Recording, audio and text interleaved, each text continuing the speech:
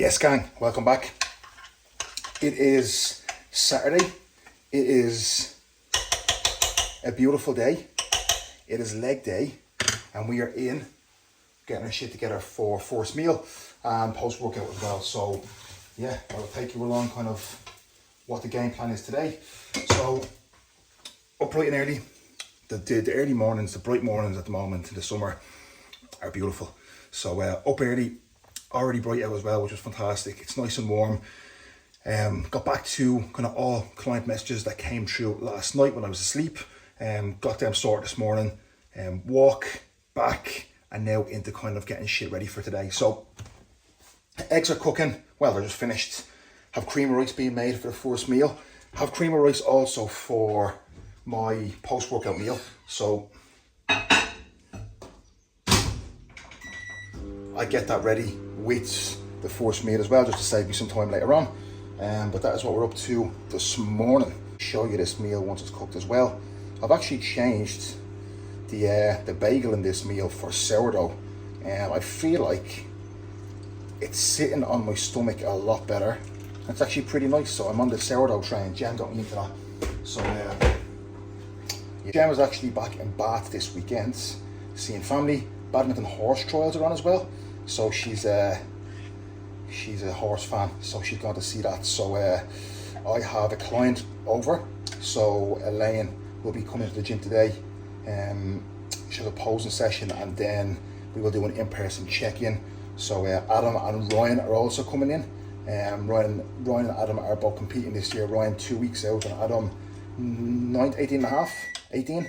So we will take a look at them, have in-person check-ins, and then we are in for leg day. So yeah, big day ahead. And this morning I have a couple of new starter plans to send out to a couple of new, very, very exciting guys joining the team. So it's always amazing, you know, getting these inquiries through and having guys join the team and putting their trust in me to take them to where they want to be. So yeah, super fucking excited to get them set up. But yeah, just me rambling, getting meal one ready, and then we crack on with the day. Yes, so here we have meal one. Cream of rice, 100 grams, 60 grams of sourdough.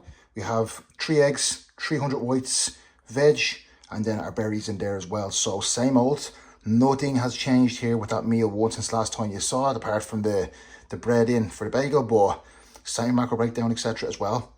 We'll dig into this. Yeah, so as I go have that first meal, I put the rice in the rice cooker. That rice cooks itself. If you don't have a rice cooker, get on it.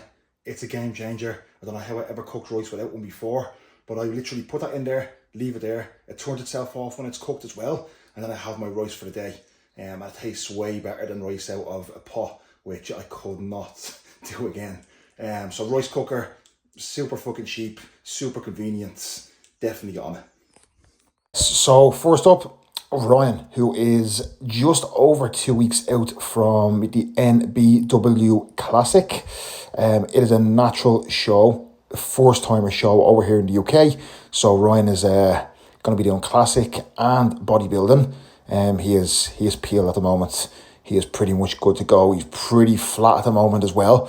So yeah, we're going to start bringing his food up across this week as well, and actually reversing him out into this show, because we have him ready, you know, ahead of schedule basically. So he looks incredible. I'm super excited to see him on stage.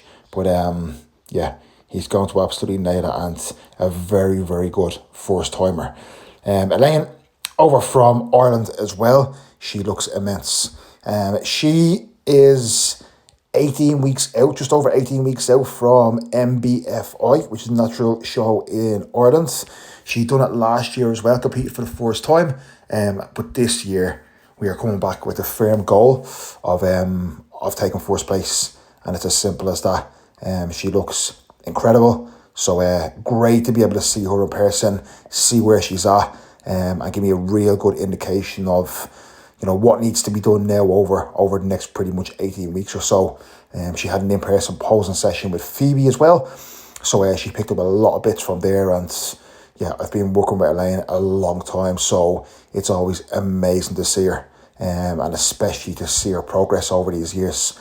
Now into the leg session. So seated hamstring curl. So you will see I'm actually wearing a seatbelt here.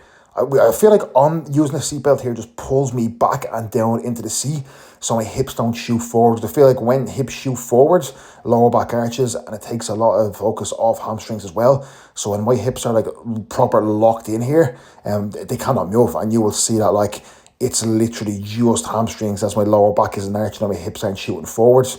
So yeah, don't have to use one at all. I can do it without a belt as well. But again, you know, if the tool is there and it makes things feel better for me, by all means, I'm going to use it.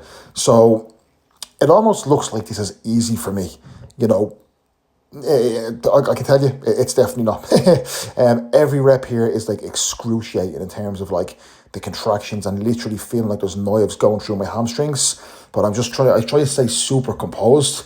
I always have the goal of nearly making sets look easy, you know, because the first half of the sets especially, you know, you don't need to be like jumping around and like making noise, and you know, they're the easy reps. So I like to save that like aggression and like real grind for them last couple of reps that are a bit more difficult as well. But seated hamstring curl to start off with here. We actually done 3 working sets. And yeah, even by the end of this, it's my hamstrings are absolutely blown. Like that last rep there, that felt like it was a good fucking 10 seconds. But yeah, three sets on that exercise, and then into leg extensions. So with the extensions here, 2 sets, no intensifiers, literally just 2 straight sets.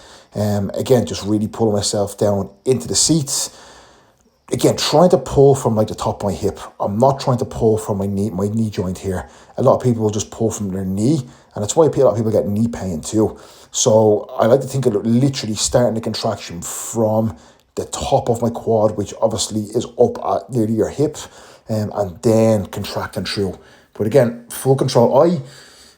I can't go through these very fast. You know, on a lot of movements, like I really have to take my time. A lot of people can just blast through, have a great connection, and be able to speed up the reps. I just can't. I just don't get as much out of it. You know what I mean? So, like, the tempo I use, etc. as well, it's not like it's the only tempo you can use, but for me, it allows me to break down the tissue the way I need to. Otherwise, I don't get as much out of it. So again, really trying to keep things tight and just contracting hard, and then obviously just finishing off with a partial there when I can't get any more full reps. Leg press. So I actually strap myself in here, as you will see, because on this leg press, I don't know, the handles are just awkward for me, and my hands keep slipping off, my grip goes, and if I can't pull myself down into the seat, I just feel like I can't generate as much force. So when I strap myself on this, it just enables my hands to not slip off. So that's the only reason why I do this. Most leg presses for me are absolutely fine. It's just the handles on this for some reason. But here, feet as low as possible, almost like my heels are almost like coming off the bottom of it. And then as deep as I possibly fucking can. So usually when I feel like I'm deep enough, then I try and go an extra inch or 2 after that, because we usually have that in us. Now, when I'm coming down into this, my heels actually lift a little bit at the bottom, a touch, okay? But I don't mind it because I still feel super safe and comfortable in this. It really means that like it's maximal knee flexion. Like look how much my knees are bending. Like my calves are smashing into my hamstrings, and my quads are like fully stretched. Like even in the hole here, it feels like my quads are gonna blow up, you know. So even on the way down here, like that's the easy part, but that still feels absolutely disgusting just with how much my quads are actually stretching. So yeah, feet as low as I can, heels lifting a little bit as I come down. Again, I'm not saying do this because you probably will injure yourself, but you know, I feel very comfortable and safe doing this, and I really feel like it loads my quads hard. So as you will see, a little bit of a pause at the bottom of each rep.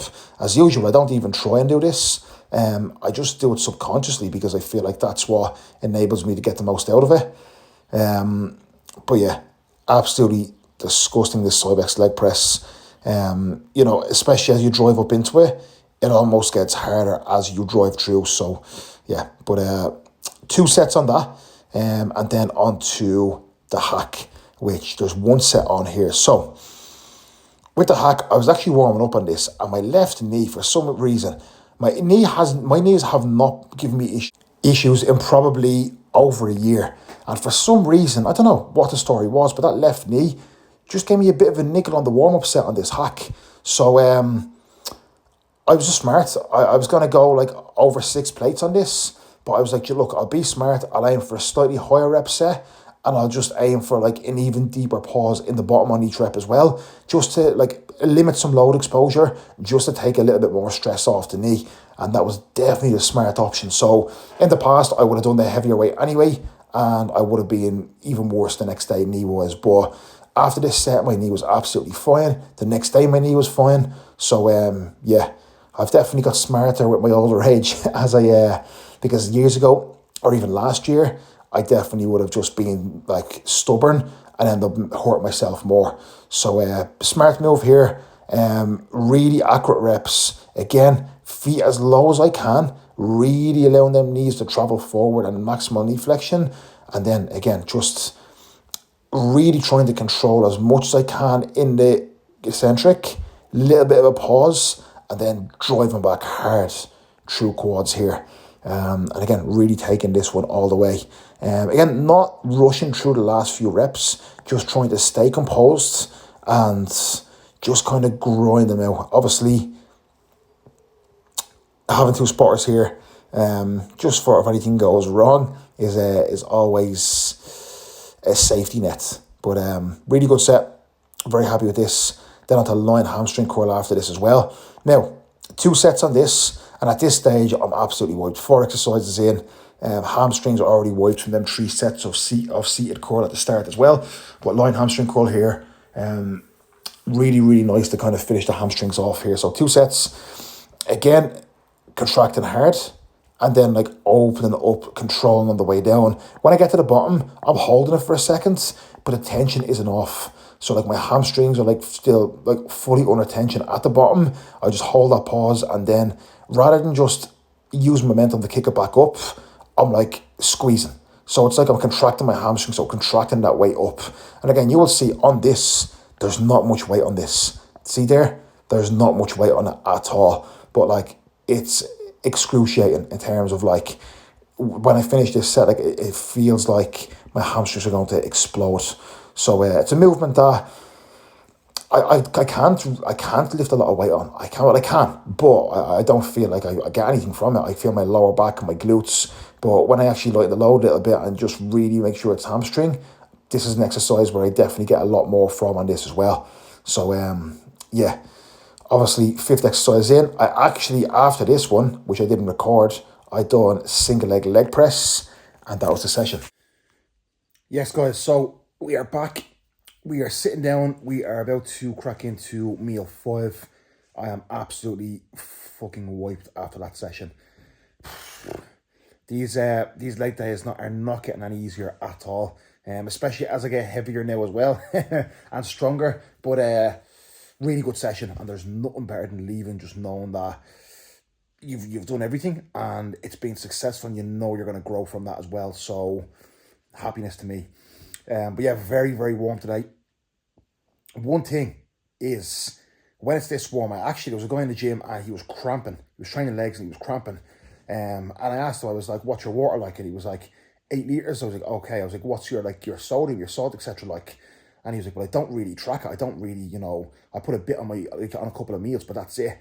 And that's just something I kind of realized, is that a lot of people don't actually salt their meals or, really track their sodium at all. And I think when you are training hard and, you are very active like that, I think it is important, because don't forget, water is not the only, obviously, way to hydrate. It comes down to electrolyte balance as well. It's also why I use HydroFlow every single morning too. So the HydroFlow by Conte, Mark 10 on the website will get you 10% off.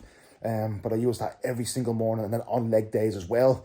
Even when it's not hot, I do have that in my intro workout, because they're usually tough sessions and I sweat a lot. So just to make sure electrolyte balance remains in a good position. Again, I have the 12 grams of salt a day, and then the HydroFlow as well, and then like 7-8 liters of water a day too. So yeah, just a quick one. Don't forget, it's not just water. It's down to salt intake and electrolyte balance as well. So yeah, actually just getting more water into me now as well, because I know that if I don't, I will definitely wake up cramping tonight as well. But very successful session, and I'm very, very excited for a rest day tomorrow. My rest days, I really look forward to them. Obviously before, I used to hate not training, but now when my rest days come, I welcome them with open arms because it'll be absolutely smashed. So yeah, tomorrow, rest, recover, and then we get ready to go again Monday for push. Yes, so here is this post-workout meal 5. We have 100 rice, we have 250 chicken, the peppers, the green beans, and mustard. The mustard, as you can see, it's the end of the tub, so I'm going to have to get a new one in the morning because I have to squirt the life out of that to try and get 10 grams. And then we have the apple, and 100 grams of apple, and 20 grams of almond butter. So yeah, I'm looking forward to this. I'm hungry after that. This is also what I've actually been watching. I watched this last night. Obviously Jem's not here, so I can watch what I want without her complaining that she doesn't like it. But I found this guy. His name is Arab. On Instagram or on YouTube, and it's a channel of like, he goes and looks at kind of like the world's poorest places and dangerous places, etc. as well. Don't know, it's quite good. I'm kind of hooked. So yeah, I'll watch this for 40 minutes or so, and then I'll get last meal and time for bed. I just recorded this and the camera's facing the other way, so amazing. But it is the next day, it is Sunday. Amazing sleep last night, much needed. Now, when the weather is like this and the evenings are pretty hot, a fan is going to be your best friend. I have to sleep with a fan. The window open just does not cut it when it's this warm out. So a fan is a game changer if you are struggling to sleep. But yeah, that is yesterday's leg session. This is the end of pretty much the first push-up phase of the off season as well. So the game plan here is going to be maintenance phase for the next 6 weeks or so. Mini cut, which will last about 8 weeks, where I'll aim to put a good 25-30 pounds off, suck down pretty tight, and then one more big push-up phase until towards the end of the year, where we'll then start prep in the new year. So it is absolutely flying, absolutely flying. I think it's like 7 or 8 months down so far, like 9 months to go, but it is flying, and it will come around very, very fast. So as always, guys, I appreciate you very, very much for following along and finding this journey somewhat interesting. But thank you very much. Please do like, comment, share, subscribe. I always say it, but that's because it does really, really help. So thank you very much, guys, and I will see you in the next one.